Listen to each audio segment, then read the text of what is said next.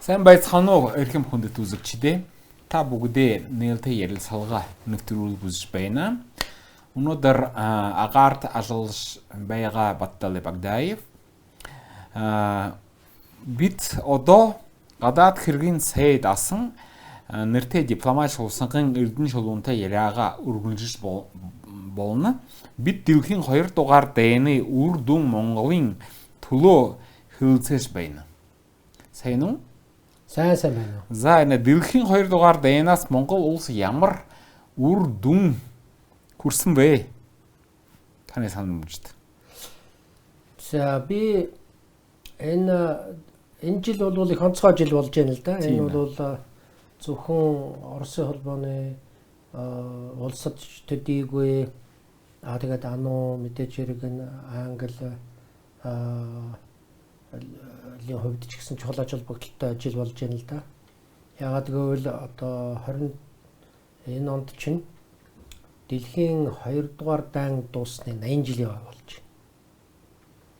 Дээр нь Монгол оронтой холбож ярих юм бол их чухал ажил бүгдэлтэй үйл явдал ямар үйл явдал болсон бэ гэхээр 45 оны 2 дугаар сард Яалтын баг хурал болсон. За Яалтын баг хурал дээр тэр хаваадсан Сталин, Рузвельт, Черчилль тий?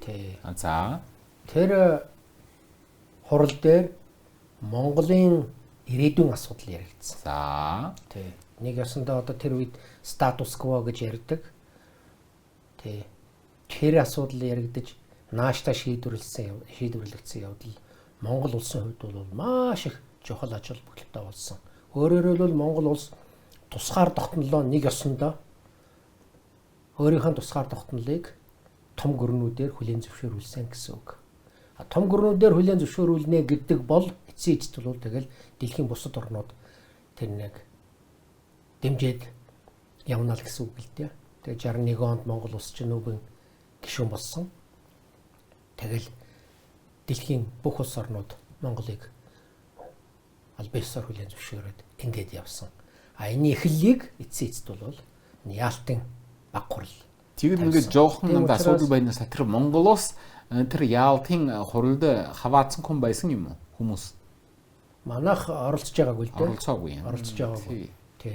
Тэгэхдээ Яалтын баг хуралд нөгөө Монголтой яриа хөөрөө хилцэжсэн. Дээр нь Монголтой холбоотой тэгээд бас Японтой дайн зарлах асуудал яригдж байсан учраас бол Хятадын тэргүүн Чанкашиг анхудаа. За тэрний өмнө Каирын баг хуралд бол орсон байдгийн. Тэн дээр ер нь бас миний ойлгож байгаагаар тэр Монголын асуудал бас яригдсан. Тэгээ Чанкашиж асуудлыг тавьсан байдаг. Юм шийдвэр гаргасан юм. Судлаач хүн биш л дээ. Тийм учраас болвол одоо эргэж юмнуудаа эргэж харах хэрэгтэй болсон. Тэгээ саяхан ч энэ манай гадаад яамн дээр энэ Яалтын Яалтын баг хурлын ач холбогдлын талаар хурал зөвлөгөө болсон байна лээ. За. Тэгээд та хаваацсан. Тэрний би оролцоогүй. Тэгээд намайг урьяагүй учраас би оролцоогүй. Тэн дээр яг хүмүүсийн хэлсэн үг эднэрийг би бас зарим нь олж авч. За. Хагас хугас юмнуудыг олж авч уншсан л да. За. Би өөрөө бол энэ яг Яалтын хэлцээр Яалтын баг хурлын талаар бас өөр энэ тэндээс материал олж уншиж бас юу яасан. Тэгэхээр ийм чухал он жил болж байгаа учраас бол энэ Яалтын баг хурал дэлхийн 2 дугаар дайны одоо тэр үр дүн өнөөдрийн бидний амьдралд ямар ач холбогдолтой юм гэдэг талаас нь ярихад бол би бас буруутгахгүй байх гэж бодож байна л да. За. Тэгэхээр энэ Яалтын баг хуралтай холбогдуулаад ярихаасаа өмнө би нэг ганцхан зүйл хэлье. Дэлхийн 2 дугаар дайнд бол үнэхээр шийдвэрлэх үүрэг гүйцэтгсэн улс бол зөвлөл холбоот улс. Энийг одоо нэг тэр болгон ярьдаггүй.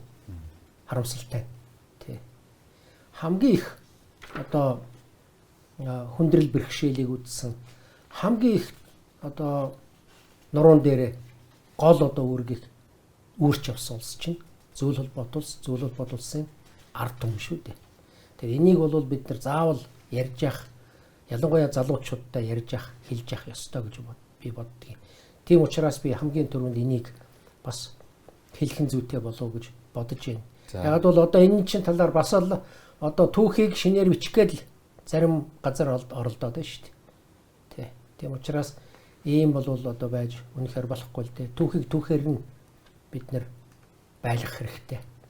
Тэгэхээр би залуу ялангуяа манай залуу үед зориулаад нэг хэдэн энд тоо баримтуудыг би бас олж аваад бас мэдээлхэн зүйтэй болов гэж бодож байна л да.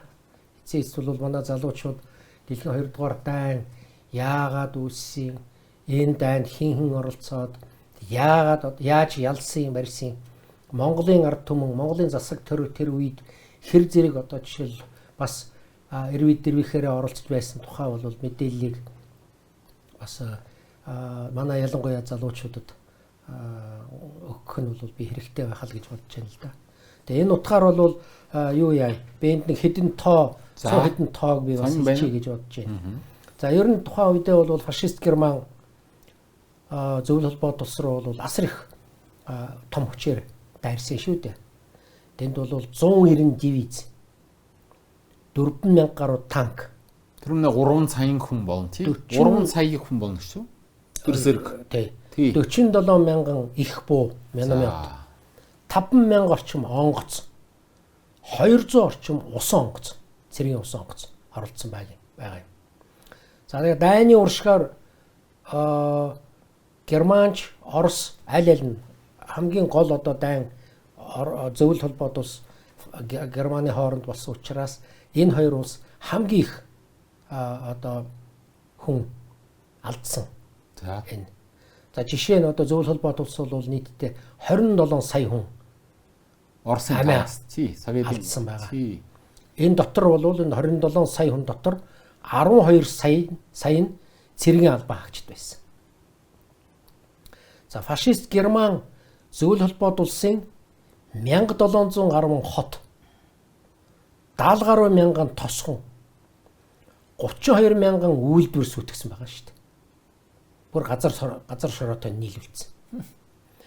Зөвлөл холбоот улс тухайн үедээ үндэсний баялагийнхаа 30%-ийг алдсан байгаа шүү дээ. 30%. Тэгэхээр ийм их одоо хүний одоо нөөцөө энэ дайнд алдсан, дээр нь одоо баялагийнхаа 30%-ийг энэ дайнд үндсэндээ зарцуулж алдсан байна шүү дээ. Тэгтэл одоо зөвлөл холбоот улс 4 жил байлдаж байж фашизмыг бол дарж чадсан. Тэгээд энэ юутай харьцуулаад үзье л да. Энэ дайнд нэрвэгдсэн Европын бусад орнуудтай харьцуулаад үзье л да. Одоо хамгийн удаан тэмцсэн нь ямар улсууд байна вэ? Европын орнуудыг аваад үзье л да. Норвег жишээ нь 2 сар 1 өдөр. Франц 1 сар 12 хоног. Польш 36 хоног. Грек 24 хоног. Югослав 12 хоног. Бельги 8 хоног. Нидерланд 6 хоног. Люксембург, Монако 2 1 хоног. Ийм асар богино хугацаанд фашист Герман энэ орнуудыг эзэлчихсэн байхгүй юу? Тэгээд тархи ариг штэ Гитлер нь тархи ариг. Тэгээд үндэсний баялагийнхаа хэдэн хувийн барууны орнууд алдсан бэ гэдгийг харъя л да. Жишээлбэл одоо Англи 0.8%, Франц 1.5%, Америкийн нэгдсэн улс 0.4%. Гэхэд зөвлөл холбоот улс 30% гэж бодоод үзтээ. Ямар их том асар өөртөө гарч ийнө гэдгийг. Дээр нь Германчин тэр үед баруун Европын орнуудыг эзэлж авсан даруйда энэ тэр Европын орнуудын чинь зэвсэг техникийг олзолж ашигласан шүү дээ. Ганцхан жишээ хэлье л да. Францын жишээлбэл Франц тэгэхэд зэвсэг өвчний талаар их хүчтэй байсан. 5000 орчим танк. хоёрт тэрэг 3,000 онгоц. Тэгээ Герман энэ чинь бүгдийг өөрийнхөө 90 гаруй дивизийг тонголж чадсан байгаа байхгүй юу? Францын зэвсгээр.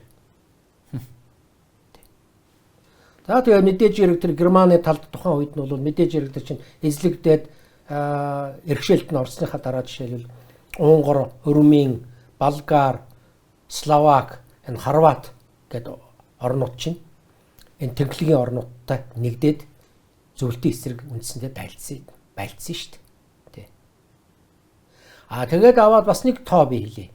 Зөвлөлтийн 7 сая цэрэг Европын 11 улсыг чөлөөлөхөд оролцсон байгаа юм. Тэр дотроо 1 сая зөвлөлтийн цэрэг амиа алдсан байгаа юм.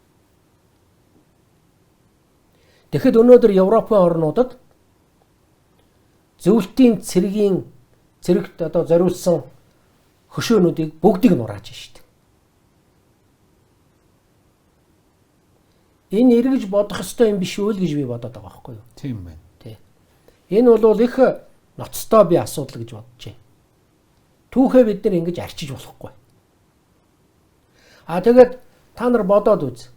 Одоо чинь Америк, Англи хоёр л бараг л нийлж байгаад Германы фашизмыг сөхрүүлсэн юм шиг юм.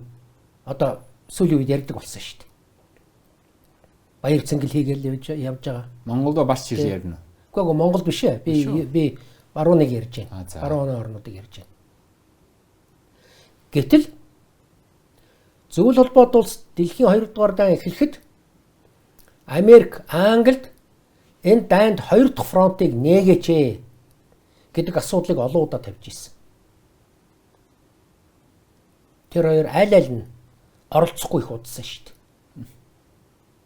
Тэгээ хэдийд 2 дахь фронтоо нээсэн гэж 44 оны 6 сард. Тий, дэнэ дуусч байхад.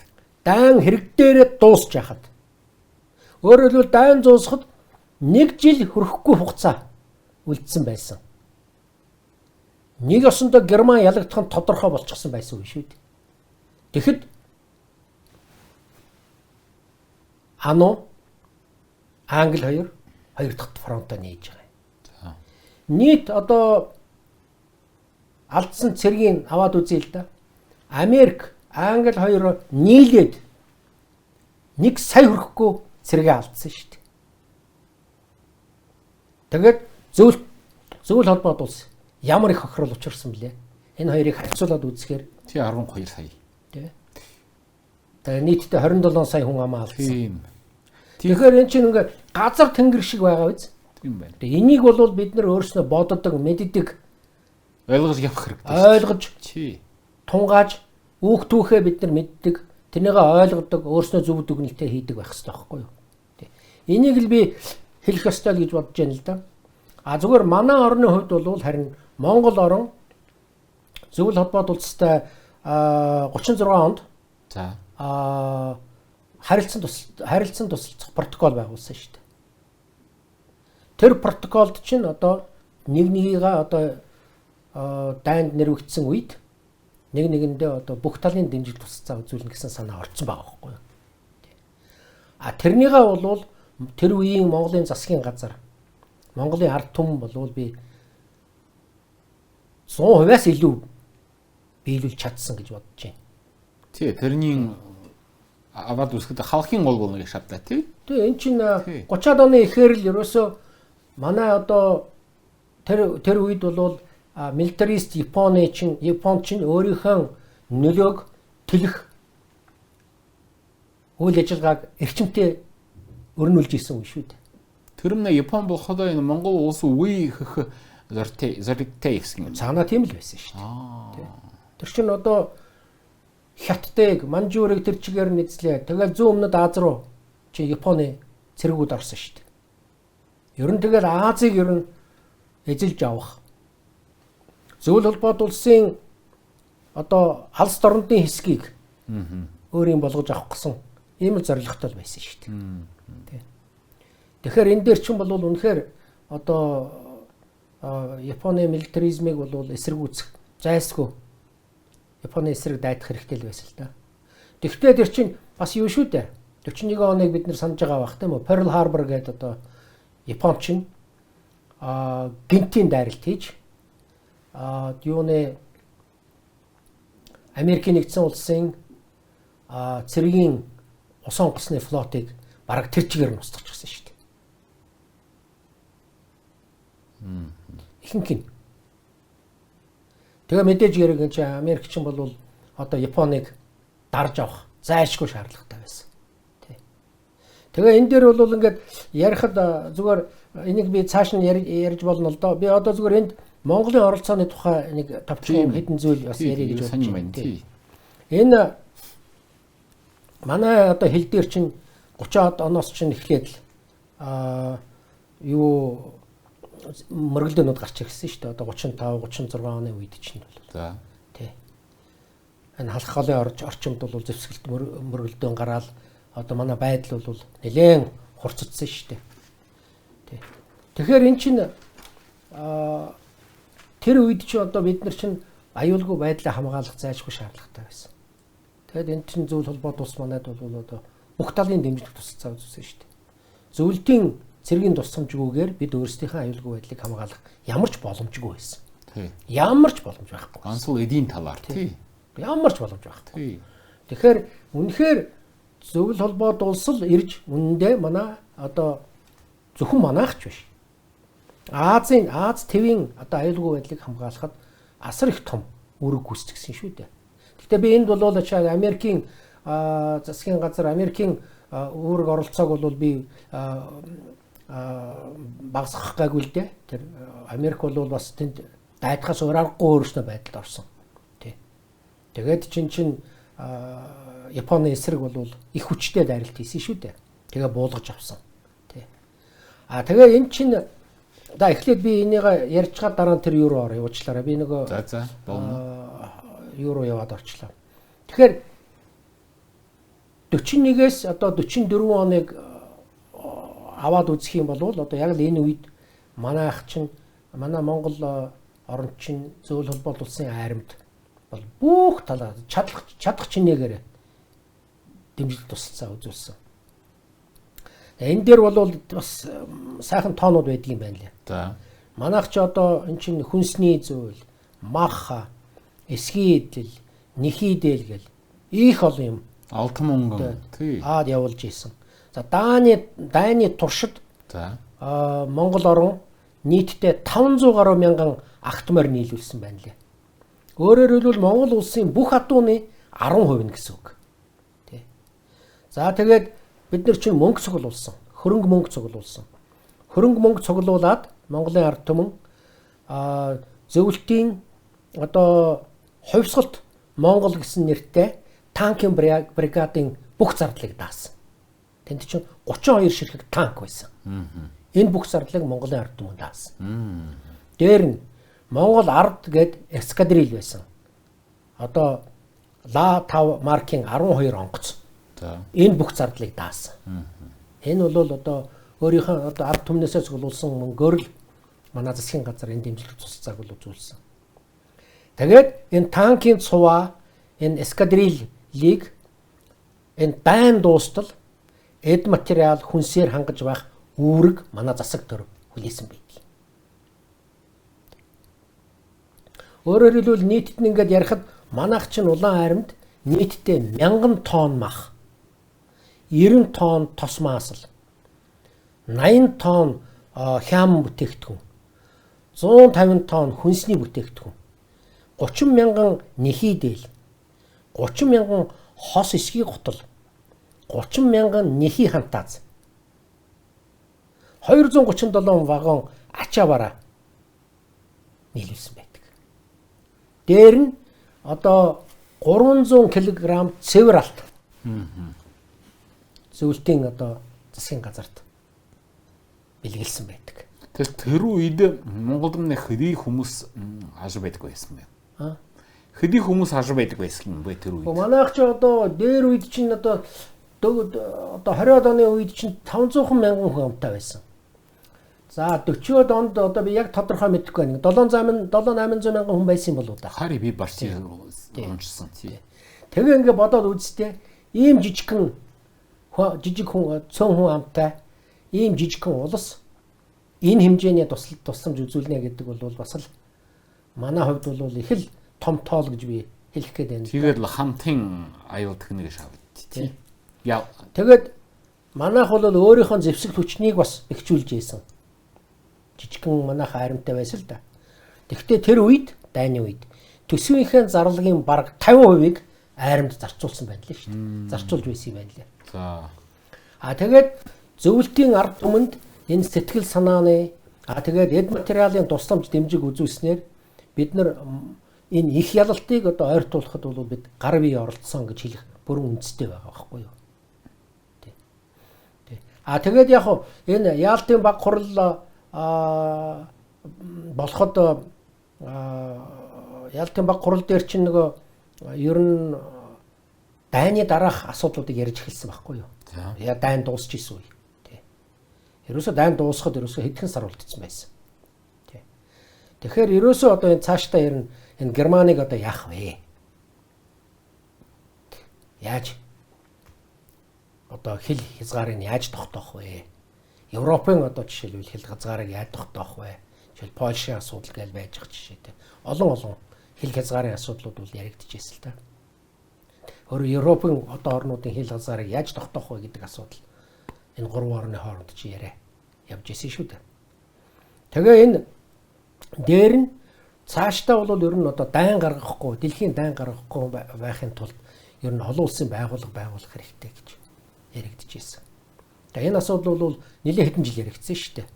Дайны үеэр. Тэгэд тэн дээр чинь одоо Рузвельтийн чинь одоо саналаар бүр одоо нэгдсэн үндэстэн гэдэг үгийг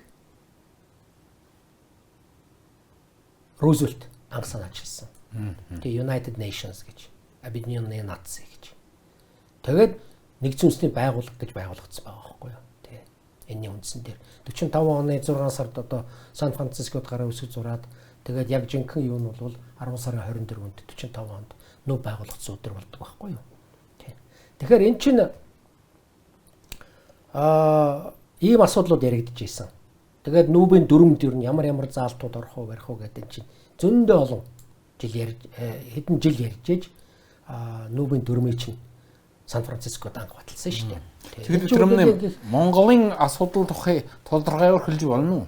Бол одоо би ярих гал байж байна л да. Яагаад гэвэл яг энд чинь зөвхөн Монголын асуудлыг хэлцээгүй шүү дээ. За. Дээр нь их том асуудал, ямар том асуудал яригдах байсан бэ гэхээр Англи, Америк хоёр бол ерөөсөө Оросыг зөвлөлт холбоот улсыг Японы эсрэг дайнд оролцуулах. Тэдний хувьд маш чухал байсан. За. Тийм учраас энэ дээр нэг ёсондоо Монголын асуудлыг тэгж шийдсэн байгаа байхгүй юу? Монголын статус квог хадгалъя гэдэг асуудлыг хариуд нь Сталин тавьсан байхгүй юу? Тэгээд эн чинь энэ асуудал яригдаад тэгээ ерөөсөө Англи, Америк хоёр хоёулаа зөвшөөрөөд энэ статус квог хадгалъя гэд. За. 45 оны чинь 2 сард одоо энэ асуудлыг шийдсэн. Тэгээд Монголын нэг өрн дюр болоогүй л дээ. Тий, энэ бол де фактогийн асуудал байхгүй юу? Тий. Де факто асуудал. Тий. Цаашаа бол чинь өөр асуудал яригдана л да. Энэ чинь дараа 46 онд хятадууд чинь асуудал тавьж ирсэн шүү дээ. Энэний чинь өмнө юм гэж асуудал тавьсан юм. Энэ чинь Каирт баг хурал боллоо шүү дээ. За, Шанхай шиг тавьсан. Тий. За. Каирт асуудал Каирт баг хурал хийгээд. За. Тэн дээр бол Сталин оролцоогүй. Тэр нь хэдэн он болно? Бас л одоо 45 оны 2 сарын өмнө шүү дээ. Каирын хурал юу Ялтын хурлаас өмнө болсон. За. Тэр хурал дээр ерөөсөө Рузвельт, Черчилль хоёр хэнийг Чанкашиг өрсөн байхгүй юу? За. Тэгээ анхудаа тэгээ Чанкашиг ураад Чанкашиг бас яг л алс торнын асуудал яригдж ирсэн учраас. Тэгээд энэ асуудлыг яриад хятад ч бас их том үүрэг гүйцэтгэж ирсэн. Тэгэд тэр асуудлыг ярьж хахад Чанкаши чинь бол Монголыг өөрийнхөө одоо юунд тусаах авч орох гэж оролцсон л доо. Тэрнийг Рузвельт зөвшөөрөөгүй. За. Тэгэхээр энэний өмнө бас нэг чухал үйл явдал болсон л доо. За. Тэр үйл явдал нь юу болсон гэхээр ерөөсөө эн чинь Монголын асуудал яригдана гэдгийг бол жишээл Рузвельт мэдчихсэн байхгүй юу? За. За тэгээд манай хүн чинь 44 оны 6 сард өөрийнхөө дэд ерөнхийлөгч Henry Wallace-ыг Орос хятад Монгол руу явуулсан байхгүй юу? Тэгээ манайд чинь очиод нэг 2 хонсон байх. Тэгээд тэр үеэр ерөөсөө Монгол орн чи одоо ер нь ямар хөө орн байна вэ? Харин. Бие дагаад аваа явж чадхаар улс байна уу? Үгүй юу? Ер нь очиод нэг үзээд нэг удирдлагатай нэг уулзаад яриад нэг тодорхой нэг мэдээлэлтэй болоод ирээч гэж тийм л үүрэг авсан юм шиг байгаа юм. Тэгээ дэд ерөнхийлөгч. Тэгээ дэд ерөнхийлөгч манад очиод юу яасан? Манай одоо хүмүүстэй манай одоо тэргүүнүүдтэй цөмөрөнтэй уулзсан. Тэгээ яриа хэлцээ 2-3 удаа явсан. Тэгээ их тодорхой өөрийнхөө дүгнэлттэй буцсан байна лээ. За энэ дээр бол манай би өөрийнхөө аавын тухай бас нэг хэд юм хэлье гэж нэг хоёр зүйл хэлье гэж бодож байна. За. Энэ манай аавынхаа үедээ бол Маршал Чаулсангийн нэгдүгээр орлогч байсан засгийн газрын. Тэгээ энэ дээр бол нөгөө засгийн газрын хуралдаан хийгээд Wallace ирэх гэж байна гэдгийг мэдээ аваад шуурхаа хуралдаа хийгээд тэгээд ерөөсөө тэнд тэр хуралд нь бол одоо манай ерөнхий сайд Чаулсан тэгээд Бомцентгой, Цэдэнбал дарга, Сүрэнжууга, Дамбуга гэд хүмүүс оролцсон. Намсраа гэд. Тэгээ манай аав оролцсон байдгийн тэр хуралд. Тэгээ ерөөсөө энэ хурал дээр таны авын нэр юм лувсан гэж. За. Тий. Энэ хурал дээр ноён Уэлсийг одоо албан бус зочны байдлаар хүлээн авах нь зүйтэй гэж шийдсэн байдгийн байна лээ. За. Тэгээд хэлэлцээ хийх хүн нь ерөнхий сайд бөгөөд гадаад явдлын яамны сайдын хувьар Маршал Чаулсан хүлээн авч уулзаад тэгээд харин зочныг дагаж үйлчлэх хүнээр нь манай аавыг тавьсан байдгийн байна лээ. За. Тий. Тэгээ энийг энэ тухайгаа бол манай аав өөрийнхөө туулсан зам номондоо бичсэн байдгийн. Тий. Тэгээ энэ Маршал дэд ерөнхийлөгчтэй хэдэд удаа уулзаж тэр өөрийн улсын үүх түүхээс улс орны хөгжлийн байдал ард түмний амьдрал байдлаас ярьж танилцуулсан байдгийн байна лээ. Тэгээд ер нь Германы фашизмын эсрэг тэмцэж байгаа зөвлөл холбоот улс за тэгээд холбоотон гүрнүүдийн бодлогыг дэмжиж байгаа. За тэгээд чадал чинээнийхээ хэрээр тусалж байгаа тухайгаа бас тодорхой мэдээлэл өгсөн байдгийн байна. Тэгээд ер нь цаашдаа бол манай Монгол орн одоо гадаад орнуудтай түүний дотор бол Америкийн нэгдсэн улстай дипломат харилцаа тогтоох сонирхолтой эрмэлзэлтэй байгаагаа нотолж ярьсан байдгийн байна лээ.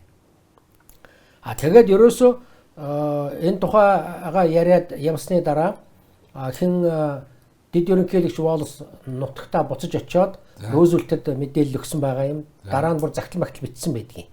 Тэндээ бол юу гэж хэлж ирсэн гэхээр хэдийгээр Монгол орн зөвлөл холбоот улсын одоо нөлөөнд ор байдаг ч гэсэн ер нь засаг захиргаа бүх асуудлаа бол өөрсдөө их чадварлагаар авч явж байгаа юм байна. Тэр бодол гаргаа. Тий. Тэрнийг хэлсэн байгаа. Тэгээд миний бодож байгаагаар бол ерөөсөө энэ яриа хөөрөө хийсэн өгсөн Рузвельтэд өгсөн мэдээлэл нь бол энэ Яалтын баг хурлаас гаргах шийдвэрт бас Рузвельтийг одоо тэр статус квог Монголын статус квог дэмжихэд нь бас тодорхой хэмжээгээр нөлөөсөн болов уу гэж би бодож байна л да. Тий. Бас бодтойгоор хандсан байхаа л гэж би бодож байна.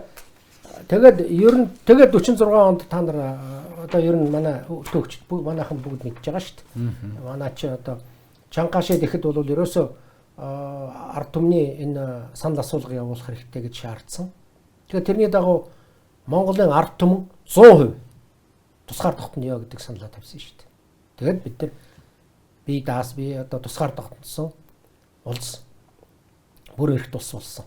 Тэгэхдээ мэдээж хэрэг 15 жил барууны өрөндийн орнууд Америкийн нэгдсэн улс Англи эднэр Монгол орныг бол ерөөсөө хүлээн зөвшөөрөхгүй л явсан шүү дээ хэрэг дээр. Нүүбэд элсэгт нь бол дандаа саад хийжсэн. Гол төлөв саад хийжсэн. Тэгэхдээ 15 жил тэмцсэний үр дүнд манай орн 61 онд 101 дэх гишүүнээр нь байна уу та. Нэгдсэн үндэсний байгууллагын одоо гишүүнээр элссэн шүү дээ. Тэгэл 61 оноос хойш бол ерөөсөө тэгэл барууны ертөнц. Тэр 61 онд ануумны дэмжсэн юм уу? Ийм шийдвэр. Тэр чинь юу л да? Тохирсон шүү дээ тий. Аюулгын зөвлөл дээр асуудал шийдэгдээд тэр үед бол Чанганшийн төлөөлөгч нүүбэд суудаг байсан. 71 он хүртэл. Тэгээ яг тухайн үед нь бол одоо Чанганши чинь нөгөө хятадыг төлөөлж байсан учраас нэгдсэн үндэсний байгууллагын аюулгын зөвлөлийн байнгын гишүүн байсан. Хэрвээ төлөөлөгч нь тэнд байх юм бол эсрэг санал өгөх юм бол шийдвэр гарахгүй байх байсан. Тийм учраас Америкийн нэгдсэн улсын шахалтаар Чанганшийн төлөөлөгчд аюулгын зөвлөлийн өрөөнөөс гарч байхгүй байх үед нь энэ асуудал шийдэгдсэн. Тий. Ийм түүхтэй. Сонин байна лөө. Их сонин байна. Тэгээд 71 онд энэ асуудал чинь ерөөсөө энэ бүгд найрамд хятад улсын хууль ёсны эрхийг нүүбэд сэргээх тухай асуудал их олон жил яригдсан л да. За. Тэгэл Аз, Африк, Латин Америкийн ихэнх орнууд дэмжиж ирсэн. Мэдээж хэрэг Америкийн нэгдсэн улс өрөндийн орнууд бол эсрэг байсан. Тэгвэл дараа нь сүүлдээ бүр ялагдсан л да. Яахын чаргагүй. Тэгээд 71 онд би тэгэхэд миний 71 онд чинь баг нүүбийн чуулганд оролцож байсан 2 дахь чуулган байсан миний хувьд. Би өөрөө тэнд сууж ирсэн л да. Тэгэхэд бүгд найрамд хятад улсын төлөөлөгчд орж ирж суудлаа эзэлсэн. Тэгэхэд бол гадаад яамных нь орлогч сайд Цяо Гонхуа гэж хүн байсан. За. Тэр хүн төлөөлөгчдөө тэргүүлж ирсэн. Тий. Тэгээд яг бүгд найрамд хятад ард улс чинь тухайн үед хэдийгээр тухайн үедээ бол зөвлөл холбоод улс социалист бус орнуудтай харилцаа нэлээд муудсан байсан шүү дээ. 60-аад оны дундаас ер нь харилцаа нэлээд хурцдмал их. Тэгвэл Монголдо яаж яадаг байгаа юм. Гэхдээ тэн дээр зүгээр нэг сонин мэдээлэл ихэд юу харилцаа мууд байсан ч гэсэн бас социалист орн гэдэг утгаар нь бол одоо социалист орнууд нүүбэд байгаа социалист орнууд бүгдээрээ дэмжиж үг хэлсэн. Тэн дээр нэг онцлог нэг сони юм юу болсон гэхээр Унгарын төлөөлөгч би одоо нэрийг сайн санахгүй байна. Гадаад яамны орлого цайд Унгарын гадаад яамны орлого цайд байсан баха. Тэр хүн нүүбийн 5 хэл мэддэг байсан. Тэ. Одоо саналаа. Чатардай гэж хүн байсан. Мундаг хүн байгаа. Тий. Чатардай. Тэр хүн нүүбийн эндэр дээрээс хятадын бүгд найрамд хятад улсын төлөөлөгчдийг баяр хүргэж хятадаар үг хэлсэн. Хятад хэлээр үг хэлсэн. Тэр их сонирн байсан. Тийм байна. Тэгээд эндэр дээрээс бууж ирэхэд нь хятадын гадаад яамны орлогч сайд Цяо Гонхуа суудлаасаа босч ирээд гараа барьж исэн. Тэнийг санаж байна. Иймэрхүү үйл явдлууд болсон юм л да. Эрдэнэ шуун аха энэ манай цагны бас дууссан шүү дээ. За. Тэгээд би таны иж гоёх байна. Энэ ирээдүйн үеийн хэд таны хүсэл салах үгж хайрлаарай. Уу яг одоо өнөөдөр бол ингээд дэлхий бол маш их түргэн их өөрчлөгдөж байна. Одоо ялангуяа технологийн одоо энэ дэвшил бол улс орнуудын хөгжилд их асар их хурдц нэмж байна. Тэ. Одоо ер нь яваанда ер нь тэр технологи хөгжөөд ирэхээр ерөөсөө энэ нүүрс газрын тосмос бараг хэрэглэхгүй ч болж магадгүй болж ирж байна. Тийж байна. Тэ. Тэгээ энэ ч одоо бүх юм ч одоо ингээд цахимжаад ирлээ шүү дээ. Манай бараг амьдрал цахимжаад ирж байна. Тэ. Бүх юм одоо цахимжаар одоо гарч ирж байна. Тийм болохоор цахимжаад ирж байгаа ийм одоо нөхцөлд бол одоо уулна эв зүгээр асуудлуудаа шийдээд сайхан хөгжөөд явах их сайхан боломж нэгдэж байгаа байхгүй юу. Тэгэхдээ шинжлэх ухаан технологи ингээд хөгжиж явах үед заавал хажуугаар нь өөр үйл явц бас үргэлж явдаг. Тэр нь бол улс орнууд зэр зэвсгээ одоо улам их нарийн болгодог. Одоо ингээд энэ дайны аюул, ялангуяа цөмийн дайны аюул их ойртож байгаа ийм үед бол одоо цөмийн зэвсгээс дутхгүй хүчин чадалтай ердийн зэвсэг бий болчиход байна шүү дээ. Жишээ нь. Одоо Оросын холбооны улс Орешник гэдэг одоо пуужин бий болгосоо та нар мэдж байгаа биз дээ. Одоо энэ дэлхийд даяар л хүн болгон бараг шахуу ярьж байна. Энэ пуужин жишээ нь гэхдээ маш их хурдцтай. Энд чи одоо нөгөө юугаар нэрх юм бол километрээр ярил 12,000 цагт 12,000 км-ийн хурдтай пуужин нисэж байна. Тэгэхэд тийм пуужин өнөөдөр сая хэдэн сарын өмнө Южно-Уральск билүү дээ. Украинд байдаг пуужинт зэвсэг үйлдвэрийг устгалаа штэ. Тэр үйлдвэр нь газар дор байдаг. Доошогоо 100 гаруй метрт хэдэн давхар баригдсан байдгийн байна лээ. Тэгэхээр тэрнийг жишээлбэл одоо 6 цэнийг доош бууж устгасан байгаа юм. Тэр Орешник гэдэг пуужинт зэвсэг бол ямар ч юугүй одоо цөмийн зэвсэггүй. Гэхэд тэр хурдаараа тэг доошоо ингээ ороход тэр кинетический хүч гэж байгаа юм. Кинетик хүчиндээ доошоо 200 м хүртэл газрыг цоолж орох чадвартай. Оо бурханаар ямар аимшигтай юм хөвнэ. Ийм пуужин өнөөдөр бий болчиход байгаа. Тэгэхээр өнөөдөр бол бид өөрсдийгөө хүн төрлөختнөө устгах чадвараар бол ерөөсө дэлхийг хэдэн удаа устгахчаар тийм дүүш дахь зэвсэг дүүш дахь зэвсэг бий болчиход байна. Тэгэхээр энэ зэвсэг чинь улмал нарийн болно гэсэн үг. Өөрөөр хэлбэл хүн төрлөختнийг устгах шин зэвсгүүд л бий болно. Тэгэхээр энэ чиглэлээр бол ялангуяа зэвсгээр хөөцөлдөх явдлыг зогсоох чиглэл дээр одоо ялангуяа Америкийн нэгдсэн улс, Оросын холбооны улс, за тэгээ цөмийн зэвсгээ том улсууд ялангуяа одоо энэ аюулгын зөвлөлийн 5 байнгын гишүүн бол энэ асуудал дээр анхаарч том одоо гэрээ хэлцээрүүд байгуулж ажиллах шаардлагатай байна л да. Тий. Хэрвээ тэрнийгээ одоо ингээ хийгээд явах юм бол нааштай үр дүн гарах юм бол үнэхээр одоо анги тайван байдал дэлхий дээр бий болох боломж бол нэгдэнэ. Тэгэхээр би бол бас л их тийм яг өөдрөгөөр л хүн болгоно л өөдрөгөөр л юмыг сэтгэхийг боддог л доо. Тэгээ бүх асуудал маань одоо энэ ялангуяа том улс төрийн зэвсэг хураах аюулгүй байдлын асуудлууд дээр энэ том гүрнүүд хоорондоо гэрээ хэлцэл байгуулад ингээд үр дүнтэй ажиллаж чадах юм бол бид тэр их хэмжээний одоо зэр зэвсэг зарцуулж байгаа хөрөнгө мөнгийг бол энгийн зорилгоор ашиглаад явах юм бол их олон асуудлуудыг шийдвэрлэх боломжтой болох юм байна л гэж би бодож байна. За тэгэхэд 80 жилийн Ялтын 80 жилийн баярын мөнд Монголынго эргээтэй хүргөөрэй тааза. Баярлалаа. Минеру хараа за.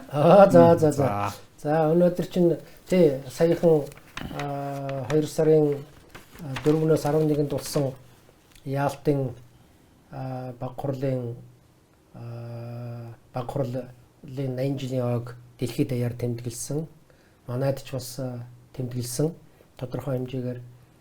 Тэгээд энэ баг хурл бол өнөөдрийн Монголыг бий болгоход их чухал ач холбогдолтой, түүхэн чухал ач холбогдолтой шийдвэр болсон юм а гэдгийг би энд хэлмээр байна. Тийм учраас түүхээ манай залуучууд ойлгож, мэддэг байх нь бол хамгийн чухал байна. Өнөөдөр бол янз бүрийн мэдээлэл явах боломжтой байна. Тийм учраас аливаа юмд бол тийм зөв бодолтойгоор хандаж байгаасаа зөв мэдээлэл авахын төлөө яваасаа л гэж би залуучуудад хандаж хэлмээр л байна.